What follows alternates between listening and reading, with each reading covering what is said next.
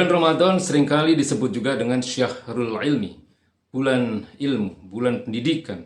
Dan juga sering kita katakan sebagai Syahrul Mubarak, bulan yang penuh dengan keberkahan. Dan sering juga disebut sebagai Syahrul Maghfirah, bulan pengampunan dosa. Karena memang baginda Nabi nyatakan pada bulan-bulan Ramadan itu Allah Subhanahu wa Ta'ala memang menunjukkan kemurahannya untuk mengampuni dosa-dosa hambanya, untuk mengampuni dan memaafkan kesalahan-kesalahan hambanya.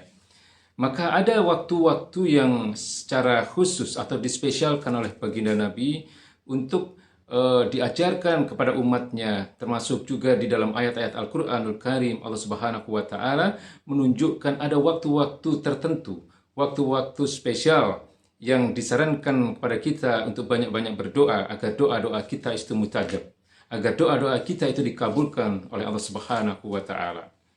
Baginda Nabi pernah mengatakan, salah satu la turaddu da'watuhum, ada 3 golongan orang-orang yang doanya tidak akan tertolak, yang tidak akan ditolak oleh Allah Subhanahu wa Ta'ala. Pertama, baginda Nabi mengatakan as-shaimu hatta yuftiru. Kemudian yang kedua, Nabi mengatakan wal imamul adl. Kemudian yang ketiga, baginda Nabi mengatakan da'watul mazlum. Jadi 3 golongan itu, yang pertama adalah as-shaimu hatta yuftiru, orang-orang yang sedang berpuasa ya sampai dia berbuka. Kemudian yang kedua adalah pemimpin yang adil. Kemudian yang ketiga adalah da'watul mazlum, yaitu doanya orang-orang yang terzolimi.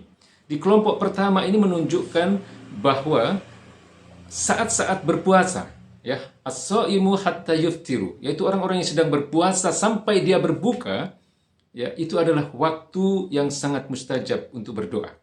Ya, saat-saat kita berpuasa itu adalah waktu yang sangat mustajab untuk doa kita dikabulkan oleh Allah Subhanahu wa Ta'ala. Maka sering-sering berdoa pada saat kita sedang menjalani ibadah puasa itu, karena itu adalah waktu yang mustajab, waktu yang baginda Nabi janjikan bahwa doa-doa kita tidak akan tertolak, tidak akan ditolak oleh Allah Subhanahu wa Ta'ala.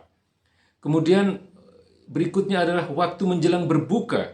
Ya, detik-detik menjelang berbuka, menit-menit menjelang datangnya azan maghrib, itu adalah waktu yang sangat baik, waktu yang sangat mustajab juga untuk kita berdoa agar kita dikabulkan oleh Allah Subhanahu wa Ta'ala.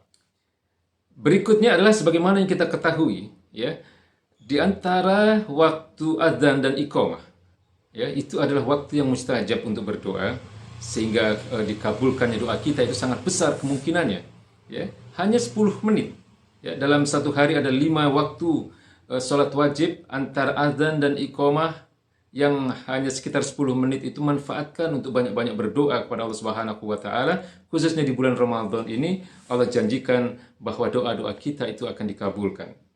Kemudian sebagaimana juga kita pahami pada hari Jumat, banyak-banyaklah berdoa pada hari Jumat. Ya, khususnya para ulama menyarankan ada waktu yang singkat di dalam hari Jumat itu, yaitu waktu menjelang dan sesudah sholat asar. Ya, itu adalah waktu yang sangat mustajab bagi seorang muslim, hamba Allah Subhanahu wa Ta'ala, untuk berdoa. Kemudian ada waktu yang khusus juga pada malam hari, yaitu antara sepertiga malam sampai menjelang sahur. Ya, sepertiga malam itu kurang lebih antara sekitar pukul 1, 2, kemudian juga sampai menjelang dan tibanya waktu sahur. Ya, ini adalah waktu yang sangat mustajab yang dijanjikan oleh Allah Subhanahu wa Ta'ala. Jadi di dalam surat Ali Imran ayat 17, itu Allah Subhanahu wa Ta'ala sedang berbicara atau berfirman tentang dikabulkannya doanya orang-orang yang sedang memohon ampun kepada Allah Subhanahu wa Ta'ala, dan dijanjikan jannahnya, dijanjikan surganya, ya, dan dijanjikan atas pengampunan dosanya, ya, di mana Allah mengatakan adanya 5 golongan orang-orang yang akan diampuni dosa-dosanya. Yang pertama adalah Allah katakan was-sabirina, yaitu orang-orang yang sabar. Kemudian was-shadiqina, orang-orang yang benar. Kemudian Allah katakan wal qanitina, yaitu orang-orang yang taat kepada Allah Subhanahu wa Ta'ala. Kemudian Allah katakan wal munfikina, yaitu orang-orang yang menginfakkan hartanya di jalan Allah, orang-orang yang membelanjakan hartanya fi sabilillah, ya, orang-orang yang mengeluarkan hartanya untuk perjuangan agama Allah ini. Dan kemudian pada golongan yang terakhir Allah katakan wal mustaghfirina bil ashar, yaitu orang-orang yang memohon ampun kepada Allah Subhanahu wa taala pada waktu sahur. Ya, jadi jangan sia-siakan waktu sepertiga malam hingga datangnya waktu sahur untuk memohon kepada Allah Subhanahu wa taala. Jangan hanya untuk makan atau nonton TV. Ya. Jadi setelah makan atau sebelum makan banyak-banyaklah berdoa pada waktu itu. Ya, sebaiknya tidak usah nonton TV.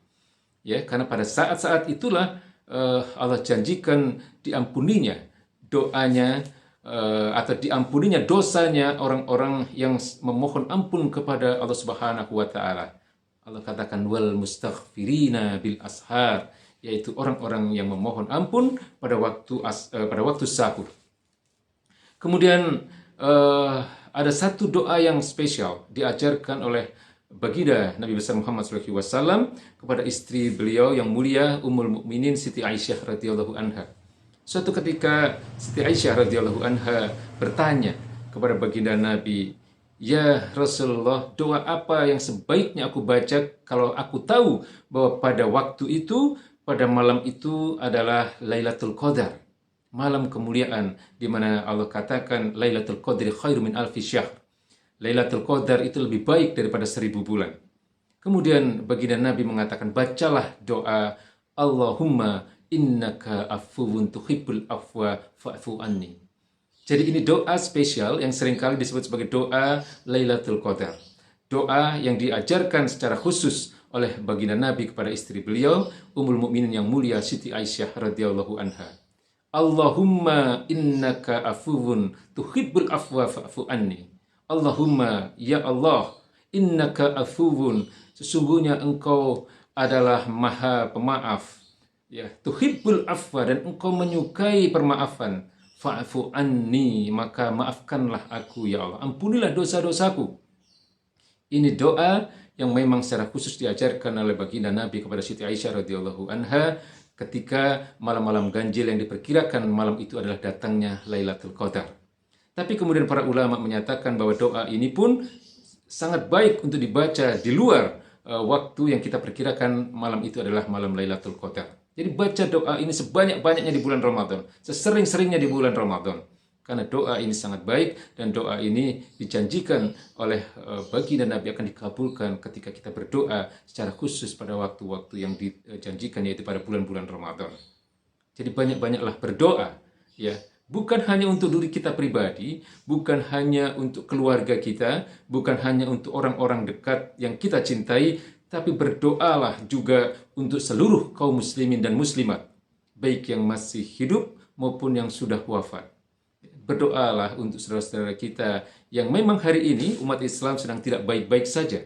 Bukan hanya di Indonesia, tapi juga di berbagai belahan dunia, di Cina, kemudian di Suriah, di Palestina, di Afrika Tengah, kemudian juga di Myanmar, dan masih banyak di mana saudara-saudara kita kaum muslimin sedang mengalami berbagai penderitaan. Berdoalah agar mereka segera diberikan keselamatan oleh Allah Subhanahu wa taala, agar diberikan kemenangan itu kepada umat yang mulia ini, kepada umat yang terbaik ini. Khususnya doa itu banyak-banyaklah kita mendoakan mereka pada waktu bulan-bulan Ramadan ini. Dan doa itu akan menjadi hujah kita nanti. Doa-doa kita itu akan menjadi saksi di hadapan Allah Subhanahu wa taala bahwa kita adalah bagian dari orang-orang beriman. Kita adalah bagian dari kaum muslimin, umatnya baginda Nabi besar Muhammad sallallahu alaihi wasallam.